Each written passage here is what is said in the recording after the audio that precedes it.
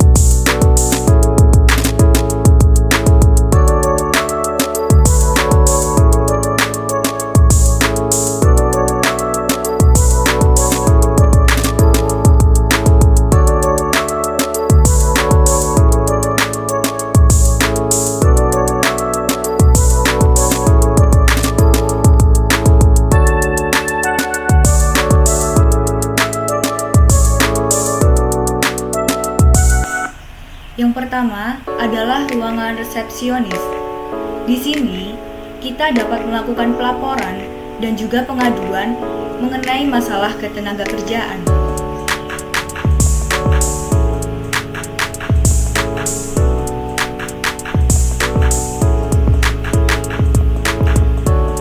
Memasuki lantai 2, di sini ada beberapa ruangan, yakni ruangan kepala bidang, ruangan kesetariatan, dan juga ruangan keuangan.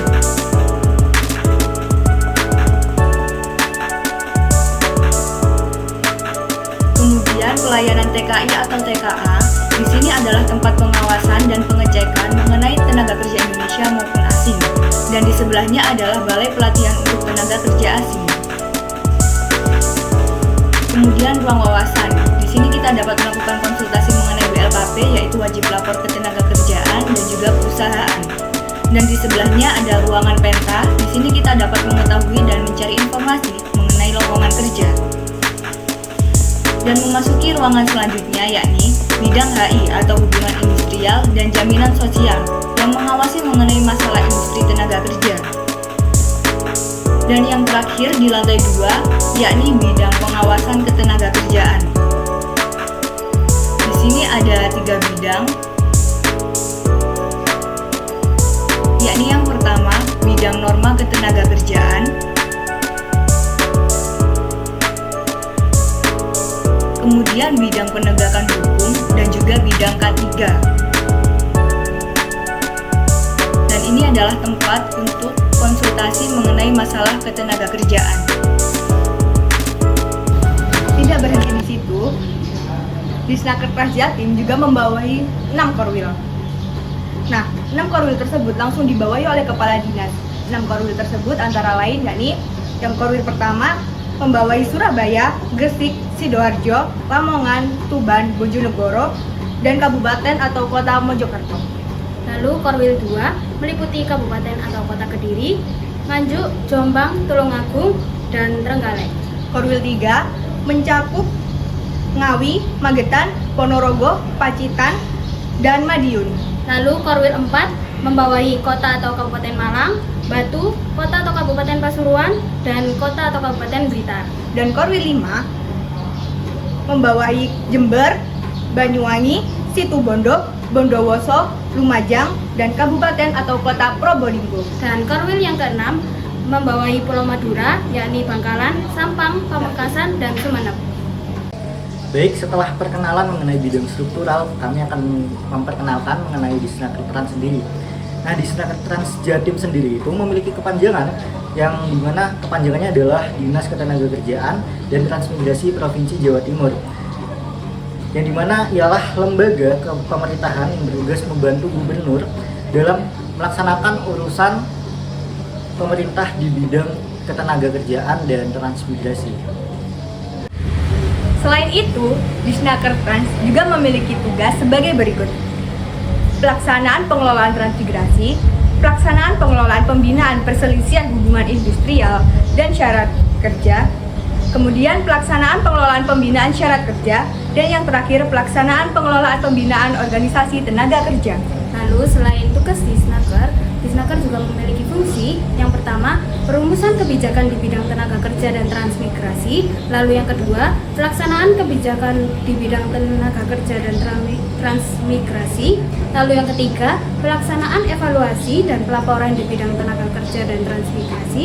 Dan yang keempat, pelaksanaan admin dinas di bidang ketenagakerjaan dan transmigrasi. Dan yang terakhir, pelaksanaan fungsi lain yang diberikan oleh gubernur terkait dengan tugas dan fungsinya. Telah kita ketahui bahwa Disnaker Trans Jatim memiliki 4 bidang yang mengatasi permasalahan ketenagakerjaan. Nah, di sini kelompok kami akan menjelaskan mengenai bidang pengawasan. Nah, sebelumnya kita kan udah tahu nih mengenai apa sih Disnaker Trans Jatim itu. Sekarang kita mau jelasin tupoksi kita masing-masing di bagian seksi kita, tempat magang kita, yakni yang pertama ada bidang Gakum, penegakan hukum, kemudian K3, dan saya di bagian norma. Yang pertama mungkin bisa di Gakum dulu, dijelasin. Ya, saya akan menjelaskan terkait dengan bidang pengawasan sendiri itu dulu ya.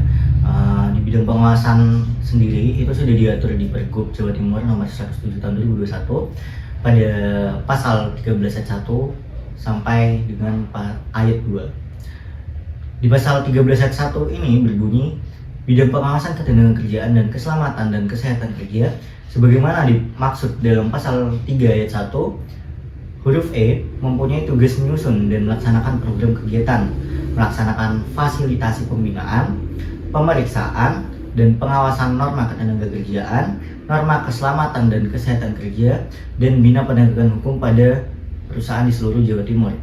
Lalu lanjut pada ayat 2 yang dimana berbunyi, untuk melaksanakan tugas sebagaimana yang dimaksud pada ayat 1, bidang pengawasan ketenagakerjaan dan keselamatan dan kesehatan kerja mempunyai fungsi A. Perumusan kebijakan teknis pengawasan ketenagakerjaan kepada pemerintah pusat. B. Pelaksanaan pengusulan penerbitan kartu penyidik pegawai negeri sipil bidang ketenagakerjaan kepada pemerintah pusat. C. Pelaksanaan koordinasi penyelenggaraan pengawasan ketenagakerjaan serta keselamatan dan kesehatan kerja atau K3. D. Pelaksanaan monitoring, evaluasi, dan pelaporan pengawasan ketenagakerjaan serta K3.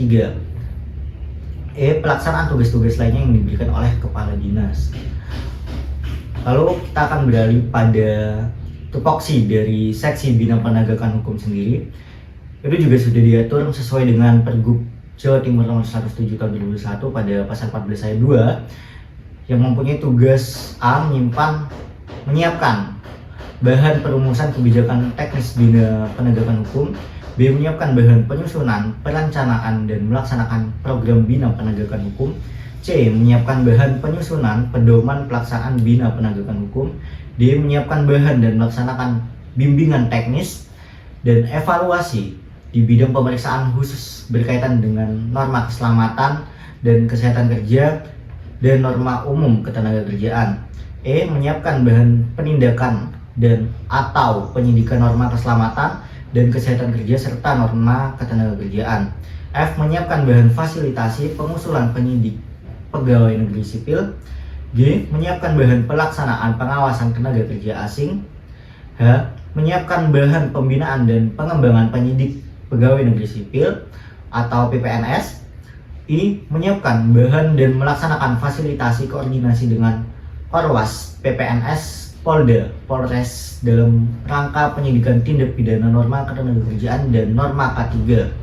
J. Menyiapkan bahan dan fasilitasi penanganan kasus norma keselamatan dan kesehatan kerja serta norma ketenagakerjaan. K. Menyiapkan bahan fasilitasi pelaksanaan gelar perkara dalam penanganan kasus ketenagakerjaan. I. Menyiapkan bahan koordinasi bina penegakan hukum. M. Melaksanakan monitoring, evaluasi, dan pelaporan pelaksanaan kegiatan bina penegakan hukum. Dan yang terakhir yaitu N. Melaksanakan tugas-tugas lainnya yang diberikan oleh kepala bidang. Mengawasi dan menegakkan hukum di tempat kerja dan menerima aduan.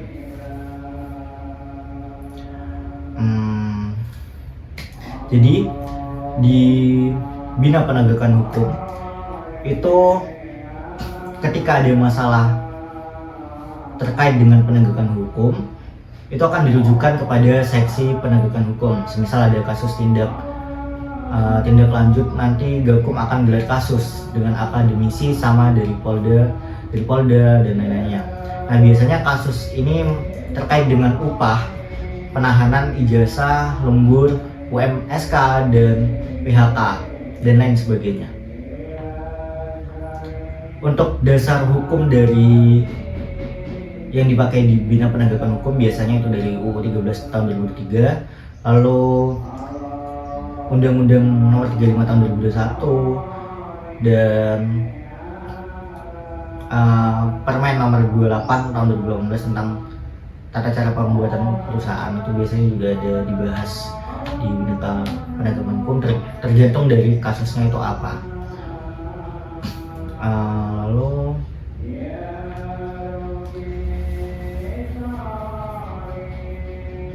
mungkin dari bina penegakan hukum sudah itu saja. Mungkin dari teman-teman bisa menjelaskan masing-masing seksi masing-masing. Ya, mungkin dari K3 dulu dijelaskan. Nah, jadi pada pelaksanaan magang atau kuliah kerja praktek ini kebetulan aku ditempatin di seksi norma K3 atau di seksi norma keselamatan dan kesehatan kerja. Lalu pada seksi norma K3 ini berada di bidang pengawasan. Nah, kira-kira teman-teman mau nggak sih atau ingin tahu nggak apa aja tugas yang dilakukan di K3 ini? Nah, jadi pada seksi norma K3 ini melakukan pengawasan atau mengawasi implementasi prosedur keselamatan pada tempat kerja, apakah sudah sesuai dengan peraturan atau belum dan sudah sesuai standar, serta memastikan bahwa semua langkah-langkah keselamatan diikuti. Lalu juga ketiga, menjamin dan melindungi keselamatan dan kesehatan tenaga kerja melalui upaya pencegahan kecelakaan kerja dan penyakit akibat kerja. Lalu tugas dari seksi norma K3 ini juga diatur pada Peraturan Gubernur Jawa Timur Undang-Undang Nomor 107 Tahun 2021 tentang kedudukan, susunan organisasi, uraian tugas dan fungsi, serta tata kerja Dinas Tenaga Kerja dan Transmigrasi Provinsi Jawa Timur. Itu berada di pasal 14 ayat 1. Jadi aku akan nyebutin apa aja sih tugas seksi norma K3 yang ada di Pergub Jawa Timur ini. Yang pertama ada menyiapkan bahan perumusan kebijakan teknis norma K3. Yang kedua menyiapkan bahan penyusunan perencanaan dan melaksanakan program norma K3. Lalu yang ketiga menyiapkan bahan penyusunan pedoman pembinaan dan pengawasan norma K3.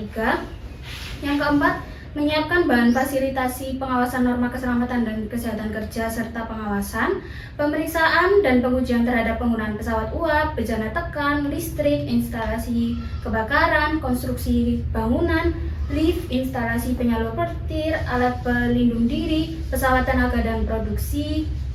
Lalu ada pesawat angkat dan angkut, lingkungan kerja, bahan berbahaya dan beracun, rekomendasi catering dan pestisida, pelayanan kesehatan kerja, dan alat ketiga lainnya yang ada di perusahaan Jawa Timur. Lalu yang kelima, menyiapkan bahan fasilitasi pembentukan panitia pembina K3 dan pelayanan kesehatan kerja. Lalu yang keenam, menyiapkan bahan fasilitasi penetapan potensi bahaya instalasi kimia. Lalu yang ketujuh ada menyiapkan bahan fasilitasi pembinaan sistem manajemen K3. Yang ke-8 menyiapkan bahan fasilitasi seleksi dan sertifikasi keahlian K3 dan petugas K3. Yang ke-9 menyiapkan bahan fasilitasi audit pemberian penghargaan nihil kecelakaan kerja dan pembinaan terhadap tenaga kerja tentang program pencegahan dan penanggulangan HIV/AIDS di tempat kerja. Lalu yang ke-10 menyiapkan bahan pembinaan dan pengawasan terhadap personil dan kelembagaan K3. Lalu yang ke-11 menyiapkan bahan monitoring dan pemeriksaan kecelakaan kerja. Lalu yang ke-12 menyiapkan bahan fasilitasi pemeriksaan dan penelitian persyaratan tempat kerja, peralatan dan tenaga ahli terhadap perusahaan jasa keselamatan dan kesehatan kerja. Lalu yang ke-13 ada menyiapkan bahan inventarisasi dan mengolah data laporan ketenaga kerjaan dan hasil pengawasan norma K3. Lalu yang ke-14 ada menyiapkan bahan koordinasi norma K3. Lalu yang ke-15 melaksanakan monitoring evaluasi dan pelaporan pelaksanaan norma K3. Dan yang terakhir melaksanakan tugas-tugas lain yang diberikan oleh kepala bidang. Lalu di seksi norma K3 ini juga ada pengawas spesialis. Jadi ada pengawas spesialis PAA atau pesawat angkat angkut, pesawat BUBT atau bejana uap dan bejana tekan. Lalu ada linker lingkungan kerja. Lalu ada kesehatan. Nah, biasanya pengawas spesialis ini melakukan pengujian jadi ada penguji K3 yang biasanya akan melakukan pengujian terhadap suatu objek yang ada di perusahaan melalui perhitungan, analisis, lalu ada pengukuran, pengecekan terhadap alat-alat juga, dan lingkungan kerja di bagian perusahaan apakah sudah sesuai dengan keterkaitan peraturan perundang-undangan yang berlaku atau belum. Mungkin itu aja dari aku yang di bagian seksi norma K3, mungkin bisa dilanjut oleh teman saya. Nah, kalau aku ada di bagian norma ketenagakerjaan. Di norma ketenagakerjaan ini mengawasi tentang yang pertama itu WLKP. WLKP yaitu wajib lapor ketenagakerjaan dan perusahaan. Ini tuh udah diatur di Undang-Undang Nomor 7 Tahun 1981. Nah, pelaporan ini tuh bisa dilakukan secara online, tapi juga bisa dilakukan secara offline jika ada kasus tertentu atau kendala online tertentu. Kemudian mengenai jam sostek, yaitu jaminan sosial tenaga kerja. Ini tuh juga diatur dalam Undang-Undang Nomor 24 Tahun 2011. Jam sostek ini dibagi menjadi dua, yakni ketenagakerjaan dan juga kesehatan. Yang aku jelasin dulu ini tentang ketenagakerjaan ya. Tentang ketenagakerjaan ini beda dengan kesehatan. Nah, kalau BPJS Ketenagakerjaan hanya menanggung klaim apabila adanya kecelakaan kerja, entah itu waktu perjalanan kerja, waktu di tempat kerja. Nah, dan intinya tuh hanya pada saat kerja. Dan kategori penerima BPJS ini tuh yang pertama itu penerima upah. Di sini tuh PT atau perusahaan itu wajib mendaftarkan karyawannya untuk jaminan kerja. Yang kemudian nomor 2 bukan penerima usaha. Ini tuh yang dimaksud itu seperti perseorangan apabila memiliki karyawan itu dia tuh juga wajib untuk mendaftarkan karyawannya kepada BPJS Ketenagakerjaan. Yang ketiga yakni jakon atau jasa konstruksi. Mereka juga wajib mendapatkan BPJS Ketenagakerjaan. Dan yang terakhir yakni PMI atau TKI, Tenaga Kerja Indonesia. Nah, klaim iuran BPJS ini juga yang mendapatkan ini dibagi menjadi 4. Yang pertama itu JKK atau Jaminan Kecelakaan Kerja. Yang kedua JKM, Jaminan Kecelakaan Meninggal. Yang ketiga JHT, Jaminan Harian Tua. Dan yang terakhir yakni Jaminan Pribadi. Ini tuh jaminan pribadi ini tuh diatur di PP nomor 45 tahun 2015. Nah, yang kesehatan ini juga sama diatur di Undang-Undang Nomor 24 tahun 2011. Dapat diklaim hanya untuk penyakit umum seperti batuk atau pilek atau penyakit karena virus. Dan ini tuh ada formnya sendiri waktu ngeklaim, dan perbedaannya tuh di KK1 yakni kecelakaan kerja, form KK2 tentang ahli waris dan biaya perawatan, dan KK3 itu tentang hasil pemeriksaan dokternya. Kemudian norma ketenagakerjaan juga mengatur mengenai hubungan kerja.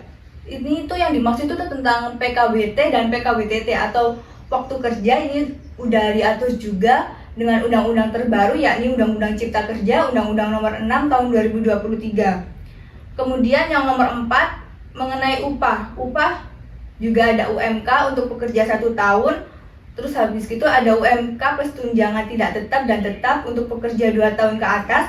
Dan ini juga diatur di pasal 93 ayat 2 huruf F Undang-Undang Nomor 13 Tahun 2023. Kemudian yang nomor 5, norma ketenagakerjaan itu mengatur tentang TKA atau TKI. Atau sekarang itu disebut dengan PMI, para pekerja migran Indonesia. Ini tuh norma ketenagakerjaan itu mengatur mengenai masalah penempatan rencana penggunaan TKI atau TKA. Kalau TKA itu tenaga kerja asing, dan mengenai pendampingan dan juga transfer knowledge. Nah, TKI atau P3MI juga harus punya izin. Jadi dicek dulu itu izinnya udah sesuai apa belum.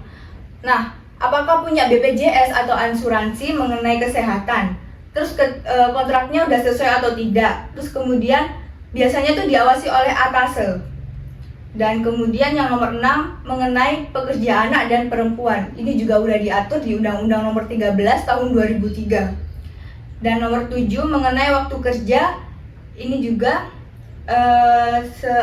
pada umumnya aja kan jam kerja ya 5 hari, kerja dari hari Senin sampai Jumat 8 jam per hari. Sedangkan jika 6 hari kerja 7 jam per hari. Kalau misalnya lembur maksimal 4 jam. Dan kemudian yang terakhir mengenai cuti ini juga sudah diatur mengenai Undang-Undang Nomor 13 Tahun 2023. Norma ketenagakerjaan juga mengawasi mengenai serikat kerja. Ini tuh organisasi dalam perusahaan harus mempunyai PKB. PKB itu perjanjian kerja bersama dengan perusahaan. Ini juga diawasi oleh pembina norma, diawasi dalam pengawasan, yakni pembinaan, pemeriksaan, pengujian itu di K3, sedangkan penyidikan itu di Gakum, dan pengembangan sistem itu juga Gakum, serta sistem informasi tentang serikat kerja. Sekian penjelasan dari kami, dan terima kasih. Kasih, dadah. Dadah.